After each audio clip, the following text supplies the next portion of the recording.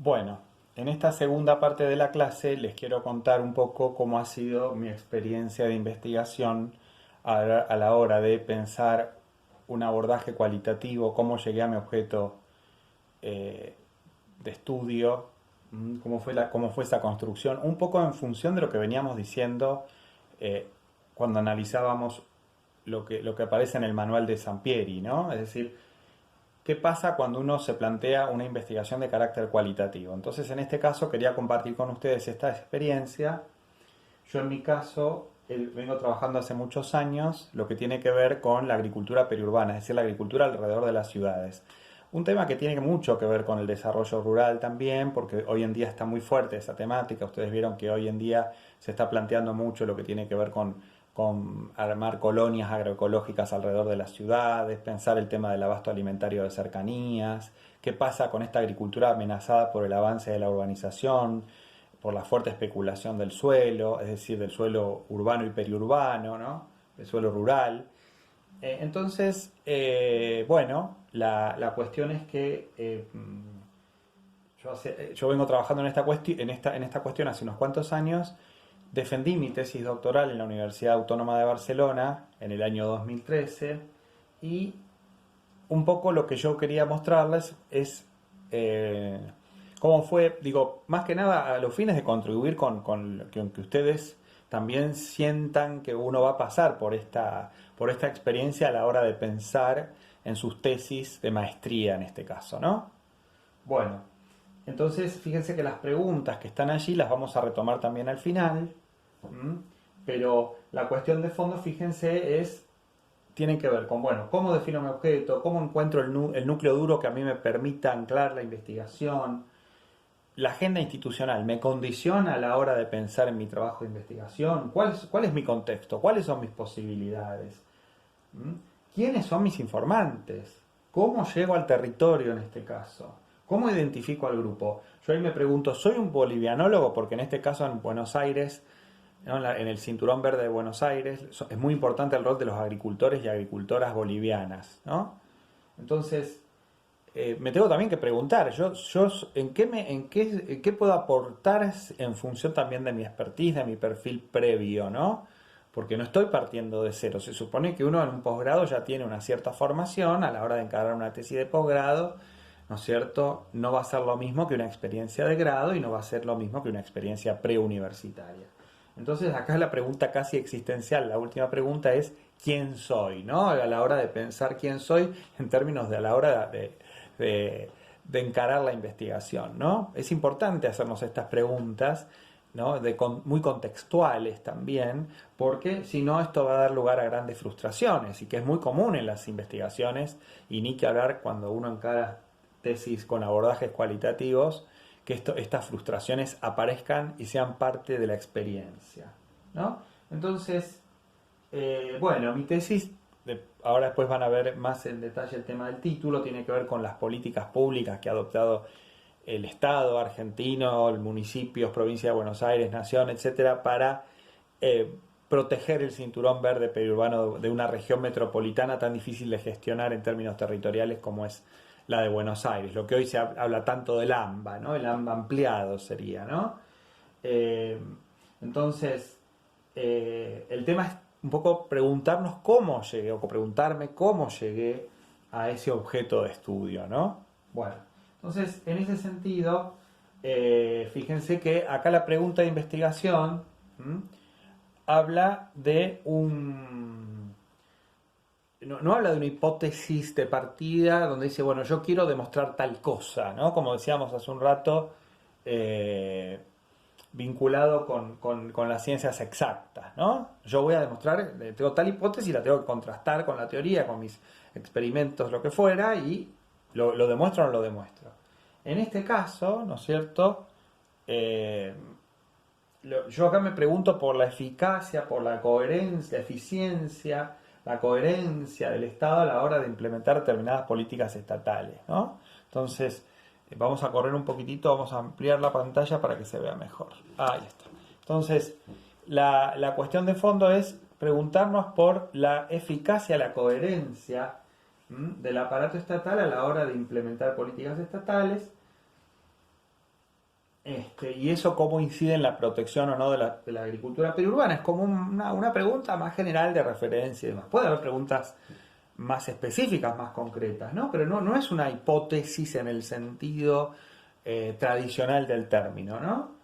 Y fíjense la tesis, esto yo quiero compartirlo con ustedes particularmente, la tesis como proceso y como producto, ¿no? Un geógrafo rural trabajando en un instituto de estudios metropolitanos. Esa sería un poco, ¿no?, la trayectoria que yo he tenido, ¿no? Entonces, como un geógrafo rural se ha insertado en un instituto de estudios metropolitanos donde lo importante es estudiar la región metropolitana de Buenos Aires, el esfuerzo que implica adaptarse a esa agenda institucional, ¿no? Entonces, como el periurbano es una síntesis de eso también, ¿no? Es decir, que los temas no salen del aire, ¿no? Es decir, los temas salen de algún lado y también tienen que ver con las trayectorias personales. Es importante pensar esto a la hora de plantearlo, ¿no? Acá tenemos un dibujito de lo que sería el periurbano, ¿no? El periurbano es esta zona fuertemente amenazada, ¿no? Esta agricultura de cercanía fuertemente amenazada por la urbanización, por la especulación inmobiliaria, por la necesidad de distintos sectores de la sociedad por reproducir sus necesidades de hábitat en el territorio, ¿no? Distintas clases sociales que necesitan resolver sus problemas de hábitat, ¿no? En el caso de los sectores populares, como ustedes saben, esto adquiere condiciones mucho más dramáticas. Pero bueno, esta caricatura nos muestra un poco lo que es la agricultura periurbana, el se vende, ¿no?, permanente de la especulación inmobiliaria o de la valorización del capital que se da en estos territorios de borde urbano. Entonces, la cuestión, decíamos entonces, es que en este caso la investigación ha sido de carácter cualitativo, ¿sí? Fíjense. Y el otro tema son los informantes, como yo recién les decía. Los informantes son los bolivianos y bolivianas. Bueno, ¿yo cómo accedí a las bolivianas y a los bolivianos? En realidad a través de los técnicos del Estado. Mis informantes no fueron directamente agricultoras y agricultores bolivianos, en mi caso. Yo mi acceso era más a los actores de la gestión pública. Yo me tuve que parar ahí también, porque eran con quien yo tenía relación y quienes fueron y son actualmente también mis informantes, ¿no? Bueno, obviamente las fuentes informativas, de cuáles son las fuentes, los métodos de recolección de la información, las encuestas a campo, hay un muestreo intencional, de vuelta volvemos a esta idea de lo quali, mediado por lo intencional, lo subjetivo, lo explícitamente, ¿no es cierto?, mediado por mi carga subjetiva a la hora de investigar y explicitar esto, ¿no? Las técnicas de análisis, documentos, que revolvemos a lo mismo en las metodologías quali, siempre esto es muy central, es decir, que todo el tiempo se está analizando lo que se escribió, la documentación también de lo que hay. En las metodologías quanti esto no es relevante o no es tan relevante, ¿no? Los censos, ¿no es cierto?, los datos censales, todas estas fuentes que son clásicas más de las investigaciones de las ciencias sociales, ¿no? Bueno, y el periurbano, como decíamos recién, es una zona donde hay múltiples usos del suelo y hay tensiones por la ocupación del espacio, ¿no? Esto sí, obviamente esto no pretende ser una clase sobre el tema del periurbano, sino explicar más la cocina de la investigación, ¿no es cierto? El periurbano, insisto, es esta zona alrededor de la ciudad fuertemente sometida a las transformaciones antrópicas irreversibles en el caso de la urbanización. Esto es realmente así, ¿no? Entonces, obviamente hay una serie de modelizaciones que dan cuenta de esto, pero la cuestión de fondo es que estas coronas alrededor de la ciudad se van urbanizando cada vez más y el cinturón verde, el cinturón productivo, se va fragmentando o va desapareciendo o se va corriendo cada vez más lejos, y esto representa un problema de ordenamiento territorial y de abastecimiento alimentario de cercanías a la ciudad, ¿no? Se representan muchos problemas porque la agricultura cada vez se va perdiendo, ¿no es cierto?, la distancia física y simbólica entre el campo y la ciudad se va acrecentando, ¿no? Pero bueno, acá tenemos la región metropolitana de Buenos Aires, por ahí para quienes no la conocen, las coronas, primera, segunda, tercera, cuarta corona. En la tercera y cuarta corona principalmente hoy en día está el periurbano, pedacitos de la segunda también, pero lo principal, diríamos que el periurbano, lo principal, está en la tercera corona metropolitana, que abarca a La Plata, que es la capital de la provincia de Buenos Aires y donde está la principal zona de invernáculos de agricultura bajo cubierta de la Argentina, ¿no? Es una zona fuerte, aunque a muchos especialistas no les gusta esta palabra, pero es un clúster o una zona, un nodo de producción fuertemente especializado, ¿no? Bueno, el cinturón ha evolucionado a lo largo de los distintos modelos económicos, cada vez se ha vuelto más intensivo y más diversificado en la oferta, pero también a su vez más fragmentado y cada vez más desplazado en los usos del suelo, ¿no? Hablamos de bolivianización, ¿no? del cinturón, la importancia de la agricultura boliviana, de la cultura boliviana, del agricultor y la agricultura boliviana. Es todo un proceso muy fuerte que le da un fuerte sesgo cultural a la cuestión, que reemplaza a colectividades anteriores italianas, españolas que se dedicaban a esto a principios del siglo XX, ¿no? Portuguesas. Estos cambios han sido muy fuertes a nivel de colectividades, ¿no? Hoy en día estamos como en el cenit, en el máximo apogeo de la colectividad boliviana, ¿no? Bueno, y fíjense que mientras realicé realizaba la investigación, por ejemplo, apareció una investigación que yo quería mencionar, por ejemplo, el mapa de la discriminación del INADI, que es el Instituto Nacional contra la Discriminación, la Xenofobia y el Racismo, ¿no? Y fíjense, por ejemplo, una encuesta que se hizo por muestreo a nivel nacional con todos unos instrumentos, donde se encuestó el universo, se habla de un 95% de confiabilidad y demás, ¿sí? Y fíjense que el resultado es que los grupos más discriminados, de acuerdo a este estudio, son los pobres, los bolivianos y las minorías sexuales, ¿no? Se quiere la discriminación de género, Entonces, fíjense qué interesante cómo pueden aparecer, cuando uno aborda estudios vinculados con estas cuestiones, trabajos que dan cuenta de esto, ¿no? Incluso, digo, pensando en tratar de medir, entre comillas, el humor social respecto de las distintas minorías, ¿no es cierto? Bueno, y el cuarto es las personas con capacidades diferentes, también son fuertemente discriminadas. Bueno, volviendo a la investigación, entonces también está muy, muy de moda, hace muchos años, hablar de la escalera hortícola boliviana, ¿sí? Un concepto del profesor Venencia, que también donde ha tenido mucho que ver la profesora Carolina Feito, que es la que tienen aquí en el curso, en la construcción de este concepto. Bueno, peones, medieros, arrendatarios, propietarios, puesteros, ¿sí? Y la zona que yo estudié, cerca de la Universidad General Sarmiento, como pueden ver en el mapa, es la zona de Pilar, ¿no? Es decir, yo tomé una zona que tenga que ver con la universidad. Es decir, en la zona de referencia a la universidad. Eso también me condicionaba. No estudié La Plata, estudié Pilar, porque justamente mi universidad corresponde al sector noroeste del conurbano. Entonces yo también tenía que estudiar una zona de referencia para la universidad. Bien, por otro lado, la cuestión de que, fíjense, entrevisté horticultores en el partido de Pilar, ahí pueden ver, hay 120 productores, el universo, entrevisté a 40, pero me interesa el párrafo de abajo principalmente, ¿no? Es decir, fíjense lo que dice abajo.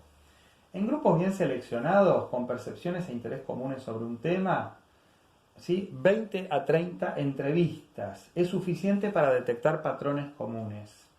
Después de la 10ª entrevista, la curva de aparición de nuevos conceptos alcanza una meseta. Es decir, acá lo que digo, tomando esta cuestión también es importante, que ya después en estos grupos, ¿no?, tan especializados o tan específicos, después de la 10ª entrevista me empiezan a aparecer ya cuestiones que yo hasta espero que me vayan a contestar. Eso es importante también, para no volverse tampoco ni loca ni loco a la hora de pensar que yo tengo que entrevistar a 100 productores, a 100 personas, a 200, ¿no? Hay que ver mi contexto, es una investigación individual, si yo estoy becado, si no estoy becada, o becado, becada, cómo es mi situación. Es decir, fíjense que en muchos casos, en grupos altamente especializados, si los grupos están bien seleccionados, a partir de la 10ª entrevista ya me empiezan a aparecer patrones comunes, es decir, ya la cosa empieza como...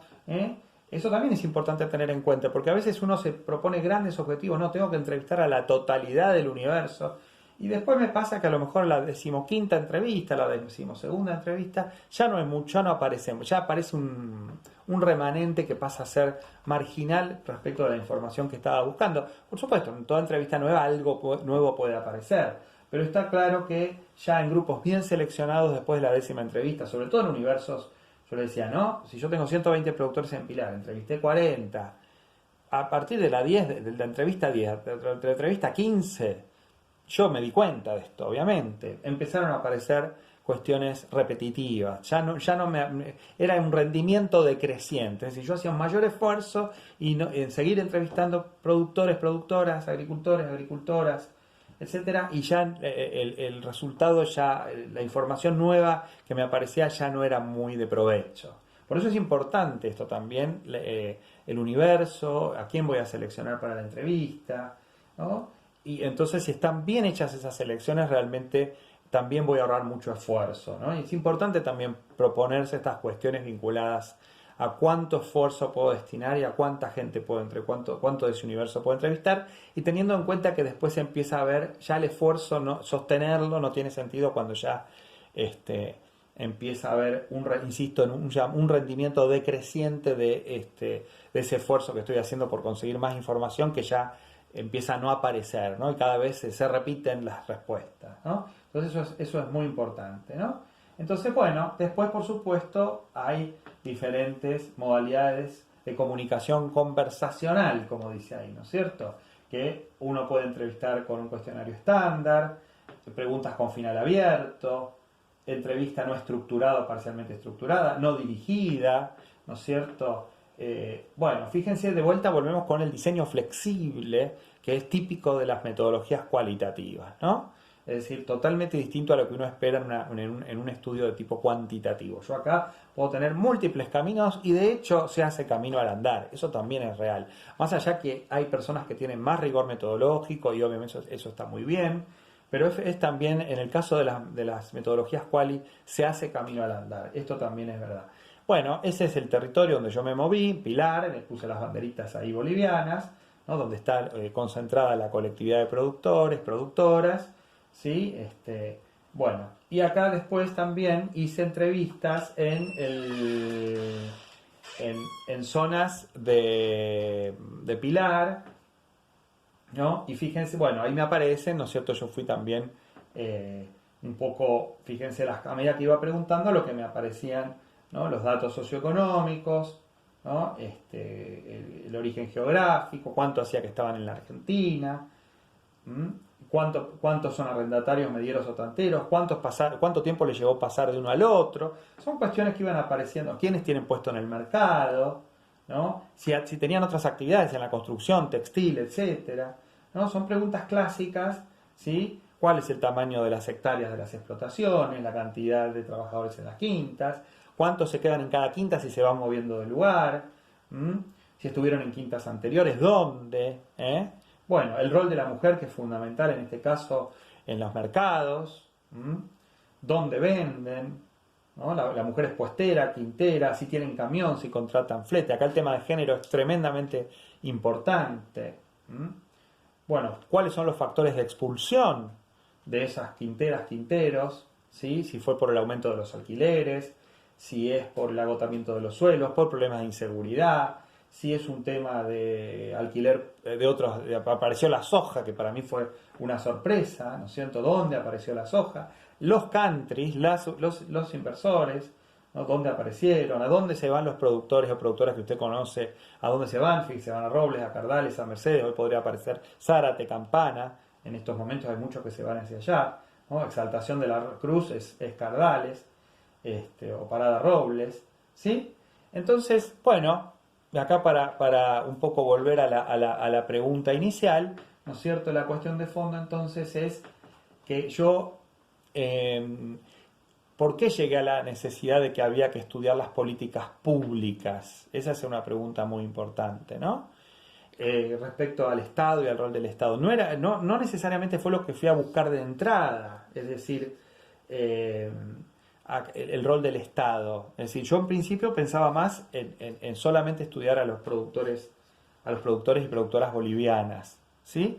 Pero ¿por qué después me metí en las políticas públicas? Bueno, primero por el contexto institucional en el que me muevo, es decir, estoy en un instituto especializado en políticas públicas para las cuestiones urbanas, para el tratamiento de los problemas urbanos, metropolitanos. Eso me condicionó mucho la agenda institucional. Segundo, hay un área de administración pública en el instituto donde yo estoy, me interaccioné con ellos y ellas. Por otro lado, la cuestión es también que ahí fue cuando se me hizo la lamparita, digamos, la eureka, en el sentido de que yo no me considero un experto en bolivianos, no me considero tampoco un sociólogo rural, un antropólogo rural, a mí me interesa el ordenamiento territorial como geógrafo y tampoco me interesaba una descripción netamente geográfico-paisajística de la región norte del AMBA, sino que el problema era por dónde entrarle al tema. Y la política pública terminó siendo mi tabla de salvación. ¿Por qué? Porque fue el eje que ordenó todo mi trabajo de tesis y lo atravesó transversalmente, ¿no? Es decir, porque ahí yo dije, sí, mis informantes son los técnicos del Estado, las técnicas, ¿sí? Mis contactos son con agentes públicos y son los que tienen a su cargo la instalación del tema de la agricultura periurbana, ¿no? Quienes están llevando a cabo esto y lo estoy mirando en vivo y en directo. Entonces, claramente ese fue como mi núcleo duro de anclaje. Una vez que yo establecí, fue como que un día se me encendió la lamparita, después de estar varios años con el tema, un día dije, no, pero si yo no estoy estudiando a los bolivianos y bolivianas directamente, yo no soy un antropólogo, no soy un experto en eso, hay gente que es experta en eso. Yo soy un geógrafo que está interesado en el ordenamiento, los problemas de ordenamiento territorial. ¿Y quién incide en el ordenamiento territorial? El Estado. Entonces, ¿cuál es mi objeto? La política pública que trata de incidir en ese ordenamiento. ¿Los bolivianos tienen importancia? Las bolivianas, por supuesto, son en gran medida el centro del análisis, pero son parte del conjunto de actores que están involucradas, pero siempre desde el intento del Estado de incidir con las políticas públicas en el sostenimiento de esas producciones. Para mí fue justamente ese núcleo duro, ese de anclaje, eso cruza toda mi tesis y fue mi forma de resolver mi problema de investigación. Y eso fue después de años de estar reflexionando sobre el tema. O sea que se dan cuenta que yo no fui con una hipótesis, fui con una inquietud de investigación, fui profundizando el tema hasta que un día, después de varios años, dije, no, pero yo no soy un experto en bolivianos. No, yo no estoy investigando los problemas ambientales de la producción. Yo no voy a medir la contaminación del suelo, del agua o lo que sea. No es lo que yo sé. Yo soy el experto en ordenamiento territorial y estoy en un instituto especializado en temas metropolitanos, ¿no? Entonces ahí es donde y estoy solo con mi investigación, solo con mi ser. No dirijo un proyecto de 100 investigadores e investigadoras, entonces estamos investigando. Estoy yo solo con mi ¿no es cierto?, con mi situación personal. Entonces todos esos condicionamientos realmente son también muy importantes. Entonces ahí es donde yo entendí, después de mucho tiempo, cuál era el eje que iba a cruzar mi investigación, ¿sí? Bueno, espero que esto les haya sido de interés, que les haya servido y bueno, les deseo mucho éxito en la cursada, que va a ser bien interesante con la profesora Feito después de esta breve introducción de mi parte. Muchas gracias.